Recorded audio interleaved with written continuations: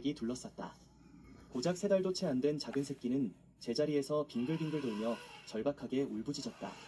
어디에도 보이지 않는 어미를 부르며 찢어진 귀를 가진 알파 수컷이 먼저 공격을 감행했다. 새끼의 발목 바로 앞에서 턱을 찰싹 내리쳤다. 새끼 코끼리는 펄쩍 뛰어올라 다른 하이에나와 부딪혔고 그 하이에나는 즉시 꼬리를 물었다. 나는 가속 페달을 끝까지 밟았다. 지프가 덤불을 뚫고 달려나가며 보니드로 나뭇가지를 부러뜨렸다. 공터까지 몇 초 남지 않은 순간 3번째 하이에나가 옆에서 다가와 무릎 뒤 힘줄을 노리는 게 보였다. 전형적인 전술이었다. 희생자를 움직이지 못하게 만든 뒤 산채로 찢어밟는 것이다. 지프가 벌판으로 튀어나오자 나는 소총을 움켜쥐고 공중으로 발사했다. 굉음이 사바나를 가로질렀고 하이에나들은 뒤로 물러섰지만 달아나지는 않았다. 약 20걸음 떨어진 곳에서 멈춰 울부짖는 소리로 서로를 부르기 시작했다. 나는 차에서 뛰어내려 신호탄 발사기를 집어들고 알파 수컷의 발바로 아래로 쏘았다. 신호탄이 굉음과 함께 붉은 불꽃으로 폭발하자 무리는 마침내 흩어졌다. 알파가 명령을 내리자 하이에나들은 뒤돌아 높은 풀숲 속으로 사라졌지만 나는 알았다. 그들이 멀리 가지 않을 거라는 것을. 새끼 코끼리는 숲속 빈터 한가운데에 서서 온몸을 떨고 있었다. 물어뜯긴 꼬리에서 피가 흘렀지만 상처는 얕았다. 긁힌 자국에 가까웠다. 나는 그를 놀라게 하지 않으려 천천히 다가갔다. 그러자 새끼가 갑자기 몇 걸음 내게 다가와 코로 내 다리를 살짝 건드리며 슬프게 울먹였다. 새끼는 완전히 홀로 남겨진 상태였다. 어미도 무리도 없었다. 암컷 코끼리는 새끼를 절대 떠나지 않지만 이 작은 녀석은 아마 놀다가 무리에서 멀어져 사바나에 홀로 남겨진 모양이었다. 그를 여기에 남겨둔다는 건 사형 선고를 내리는 것과 같았다. 내가 차를 몰고 떠나자마자 하이에나들이 돌아올 테니까. 나는 무전기를 꺼냈다. 기지, 코피입니다. 동부구역에서 홀로 있는 새끼 코끼리를 발견했습니다. 무리의 흔적은 없고 수색하러 갑니다. 계속 연락드리겠습니다. 빨리 가족을 찾아야 했다. 주변을 살피며 흔적을 찾았다. 깊은 발자국, 부러진 나뭇가지, 똥더미. 약신걸음 떨어진 곳에서 뚜렷한 땅굴이 보였다. 어른 코끼리들이 최근에 지나간 흔적이었다. 풀이 아직 눕지 않은 상태였다. 그 흔적은 북서쪽, 언덕 쪽으로 이어지고 있었다. 내가 앞으로 나아가자 새끼 코끼리가 뒤처지지 않으려 했으며 재빨리 따라왔다. 작은 다리로 간신히 따라오지만 곁을 뗐다. 다시 혼자 남겨질까 두려워하는 게 분명했다. 우리는 길을 따라 걸으며 더 많은 흔적을 발견했다. 약 3m 높이에서 씹힌 아카시아 가지, 아직 배설구리가 건드리지 않은 신선한 배설물. 무리들이 지나간 지 1시간도 채 안 된 흔적이었다. 20분 후 마른 강바닥에 다다르자 나는 멈췄다. 건천 건너편에는 물소무리가 풀을 뜯고 있었다. 약 30마리 정도였는데 가장자리에는 몇 마리의 큰 수컷들이 서 있었다. 그들은 즉시 우리를 알아차렸고 가장 가까운 수컷이 고개를 들어 우리 쪽을 응시했다. 그의 뿔은 활처럼 휘어져 있었고 끝이 날카로워 코뿔소의 가죽마저 뚫을 만큼 강력했다.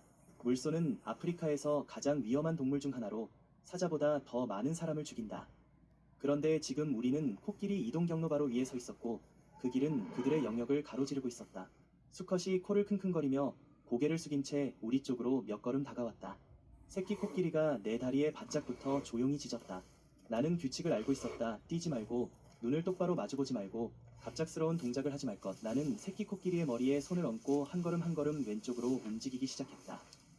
황소가 갑자기 발굽을 내리찍으며 허세를 부리며 달려들었다. 새끼 코끼리가 움찔하며 도망치려 했다. 나는 그의 귀를 잡아당겨 제자리에 붙잡고 여전히 같은 속도로 걸음을 이어갔다.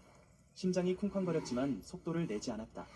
또 다른 황소가 첫 번째 황소와 합류했다. 2마리 모두 우리를 험악한 눈빛으로 주시했다. 우리는 약 10분 동안 무리를 우회하며 마른 풀밭을 크게 돌아갔다.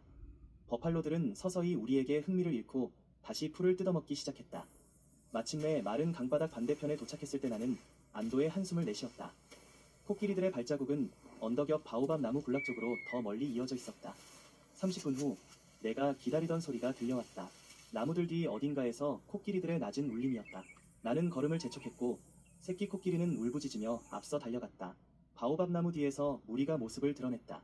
8마리의 어미 코끼리와 여러 마리의 새끼들. 작은 새끼는 기쁜 울음소리를 내며 그들을 향해 달려갔다. 하지만 뭔가 잘못됐다. 가장 가까운 암컷이 새끼를 향해 돌아서서 귀를 벌리고 경고하는 포효를 내질렀다.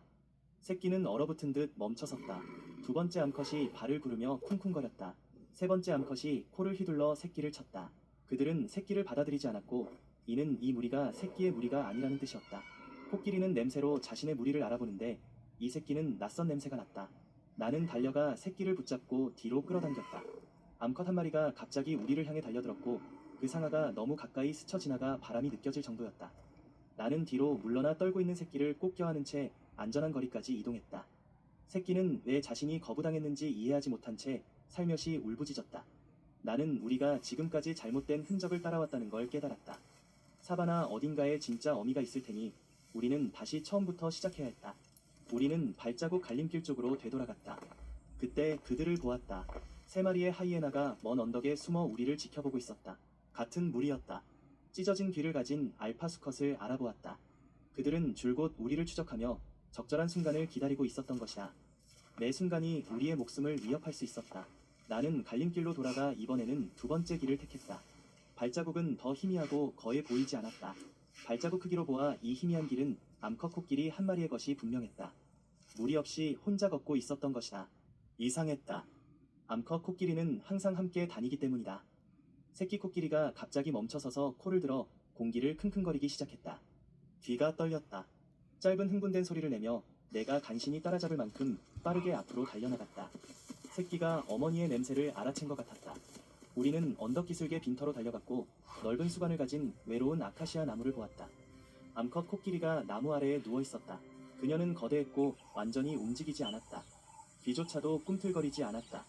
새끼는 날카로운 울음소리를 내며 그녀에게 달려가 코로 얼굴을 쿡쿡 찔러 그녀를 일으키려 했다. 암컷은 반응하지 않았다. 나는 그녀 곁으로 달려가 목에 손을 얹고 맥박을 확인했다.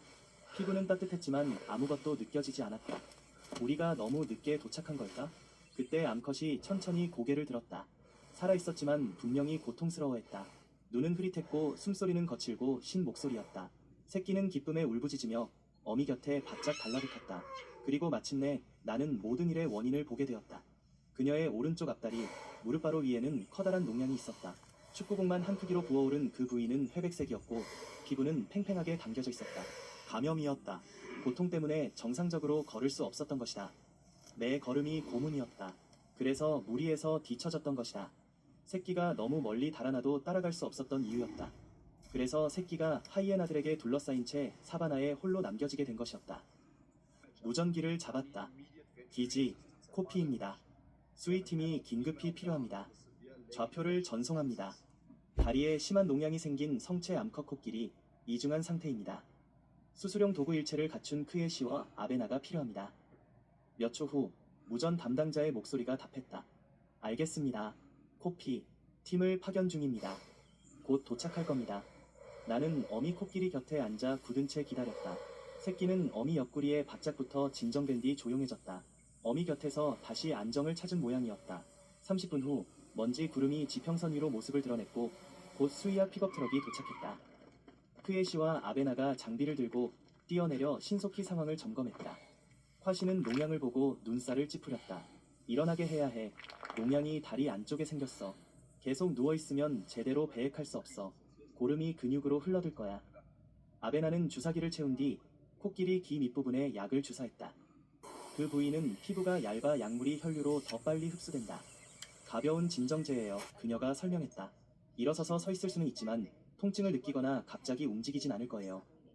몇 분 후 어미 코끼리가 일어나기 시작했다. 느릿하고 비틀거리며 먼저 앞다리를 몸 아래로 끌어당기고 뒷다리를 끌어당긴 후 마침내 일어섰다. 눈은 반쯤 감긴 채로 약간 비틀거렸지만 결국 발을 딛고 서 있었다. 화씨가 도구들을 들고 다가왔다.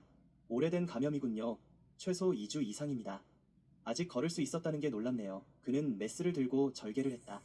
두꺼운 회황색 고름이 상처에서 쏟아져 나왔다. 새끼 코끼리는 이를 보고 걱정스러운 울음소리를 내며 어미에게 달려가 코로 크에시를 밀어내려 했다. 작은 녀석은 그들이 어미를 해치고 있다고 생각한 것이다. 나는 그를 붙잡아 옆으로 끌어당겨 꼭 안았다. 진정해, 꼬마야. 엄마를 도와주는 거야. 새끼는 떨었지만 서서히 진정되어 그저 곁에 서서 엄마를 지켜보았다. 아베나가 소독액으로 상처를 씻어내는 동안 크에시는 괴사 조직을 제거했다. 암컷 코끼리는 가끔씩 한쪽 발에서 다른 쪽 발로 체중을 옮기며 가만히 서 있었다. 수술은 거의 1시간이 걸렸다. 크에시가 배액관을 삽입하자 아베나가 항생제와 항염증제를 주사했다. 마무리하자 크에시가 나를 돌아보며 말했다. 살아요. 코피. 한 달이면 완전히 회복될 거예요. 정말 제때 발견했어. 이틀만 더 지체했더라면 감염이 혈류로 퍼졌을 거야. 어미 코끼리가 서서히 진정제에서 깨어나기 시작했다. 눈빛이 맑아지더니 주위를 둘러보며 낮은 울음소리를 냈다. 새끼 코끼리가 즉시 어미에게 달려가 코로 얼굴을 살며시 건드리며 울부짖었다. 어미는 자신의 코로 새끼를 감싸 안고 가까이 끌어당겼다. 어미는 조심스럽게 몇 걸음 내디뎠다. 그리고 나는 절뚝거림이 거의 사라진 것을 확인했다. 고통은 사라진 것이었다. 그 후 2주 동안 나는 매일 그들을 찾아갔다. 붕대를 확인하고 배액관을 청소하고 항생제를 투여했다. 새끼는 이미 멀리서 내 지프 소리를 알아듣고 기쁘게 울부짖으며 달려나와 나를 맞았다. 어미는 날이 갈수록 나아지고 있었다. 상처는 아물어가고 기운이 돌아왔으며 이미 스스로 먹이와 물을 찾아다닐 정도였다. 한 달 후 마지막으로 찾아갔다. 농양은 완전히 아물어 분홍빛 흉터만 남았다. 암컷 코끼리는 아카시아 그늘에 서 있었고 그 옆에서 새끼가 놀고 있었다. 새끼는 눈에 띄게 더 커지고 튼튼해져 있었다. 빙글빙글 돌며 달리고 코로 나뭇가지를 잡으며 장난스럽게 어미를 밀쳤다. 내가 지프에서 내리자 새끼가 달려와 코로 내 가슴을 건드렸다. 암컷 코끼리도 다가와 낮은 소리를 냈다. 위협적인 소리가 아니라 오히려 고마움을 표현하는 듯한 소리였다. 멀리서 무리가 보였다. 그녀의 가족이 돌아오고 있었다. 암컷 코끼리는 고개를 돌려 그들의 부름에 답하며 울부짖었다. 새끼는 마지막으로 내 팔에 코를 감고는 어미를 따라 달려갔다. 나는 그들이 걸어가는 모습을 지켜보았다. 커다란 어미 코끼리와 그 곁에 있는 작은 새끼가 발걸음을 맞추며 그들은 언덕 기슭의 무리를 향해 걸어가더니 곧 사바나의 황금빛 안개 속으로 사라져버렸다.